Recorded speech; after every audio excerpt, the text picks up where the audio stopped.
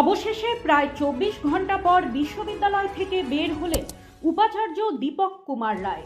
দফায় দফায় আলোচনা করেও মেলেনি কোনো সমাধান সূত্র। কাজেই তৃণমূল শিক্ষাবন্ধু সমিতির আন্দোলনের জেরে মঙ্গলবার প্রায় অবরুদ্ধ হয়েছিলেন বিশ্ববিদ্যালয়ের উপাচার্য। সঙ্গে ছিলেন রেজিস্ট্রার দুর্লভ সরকার সহ আরও বেশ কয়েকজন। তবে আজ সকালে শারীরিক অসুস্থতা বোধ করায় পুলিশের সাহায্যে তাকে ভর্তি করা হয় রায়গঞ্জ মেডিকেলে। যদিও সেক্ষেত্রে সাহায্যের হাত বাড়িয়ে দেয় আন্দোলনরত অশিক্ষক কর্মীরাই। এই মুহূর্তে রায়গঞ্জ মেডিকেলে চিকিৎসাধীন তিনি। ব্যুরো রিপোর্ট, নিউজ বৃত্তান্ত।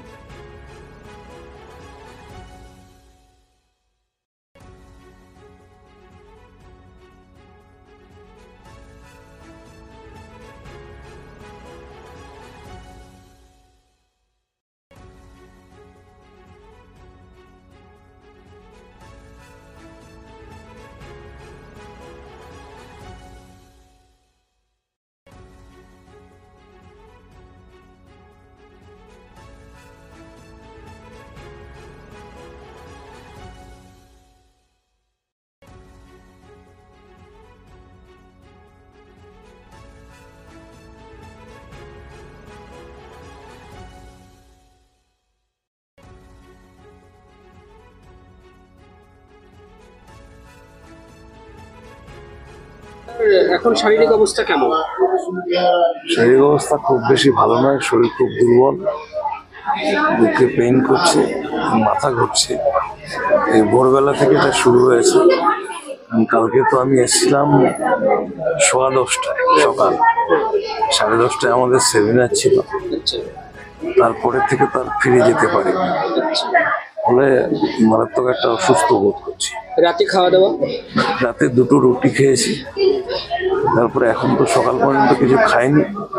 শরীর অত্যন্ত দুর্বল হয়ে গেছে এবং মনে হচ্ছে প্রেশারটা আপ ডাউন করছে।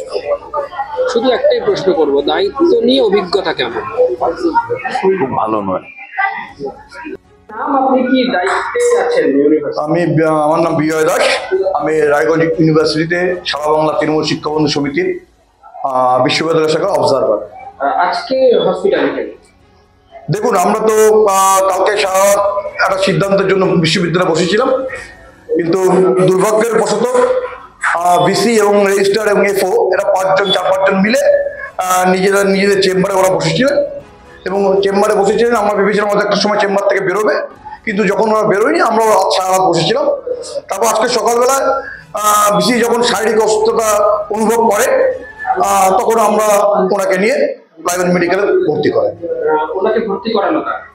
হ্যাঁ, ওনাকে ভর্তি করানো কার? আমরা করিয়েছি। আমরা নিজের গাড়িতে বসে ওনার সঙ্গে এসে ওনাকে আমরা ভর্তি করিয়েছি। এখন আমরা আছি। এখন ওনার শারীরিক অবস্থা যথেষ্ট ভালো। আর আপনাদের যে দাবিগুলো ছিল, যে শর্তগুলো ছিল, সেগুলো কি পূরণ হয়েছে? না, সেগুলো পূরণ তো হয়নি। সেটা কিন্তু আমরা ওনাদেরকে ঘেরাও করিনি। তার জন্য সকালবেলা রেজিস্ট্রাররা বাড়ি চলে গিয়েছিলেন, আমাদের আটকায়নি। ওনারা নিজেরা বসেছিলেন, আমাদের মুখোমুখি হতে পারবেন না বলে ওরা নিজেরা দরজা বন্ধ করে বসেছিলেন। রেজিস্ট্রার কখন বাড়ি গেছে? রেজিস্ট্রার সকালবেলা বললেন আমাদেরকে বাড়ি যাবো। আমরা বললাম যান। তাহলে কি আন্দোলনটা শেষ হলো? না, আন্দোলন তো আমাদের চলবেই। আন্দোলন আমাদের চলবেই, যতক্ষণ দাবি উঠছে আমাদের আন্দোলন চলবে। আন্দোলনের মতো হবে, যেহেতু একটা মানবিক ব্যাপার। বিসি যখন ভর্তি হয়েছেন আমরা ওনাকে নিয়ে এসেছি।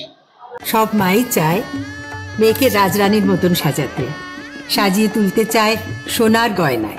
ওরিয়েন্ট জুয়েলার্স, সোনা যা সর্বক্ষণের। ছোট ছোট অনুভূতি, স্মৃতিগুলো থেকে যায় সব সময় আদরে। কুকু কুকু, কিরে হলো? আসছি। লকডাউন সময় তো হয়ে এলো। কিছু স্মৃতির ভাজেই তোলা থাকে শুভারম্ভে প্রাপ্তি। 50 বছরের অভিজ্ঞতায় আগ্নেশ্বর জুয়েলার্স, নিখুঁত গয়নার কারিগরি। Agneshwar jewellers, NS road, Raiganj. Wait, so this was your wedding look? Oh my God, Tammy, you look pretty. Dhaka থেকে যখন আইছিলাম এ হগল আমার মা আমারে পরায় দিছিল। It's so authentic, Tammy.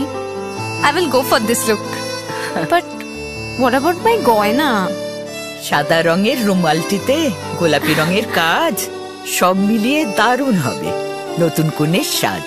আমার গয়না আমার শ্রী ঢাকা জুয়েলার্স, আভিজাত্যের গয়না।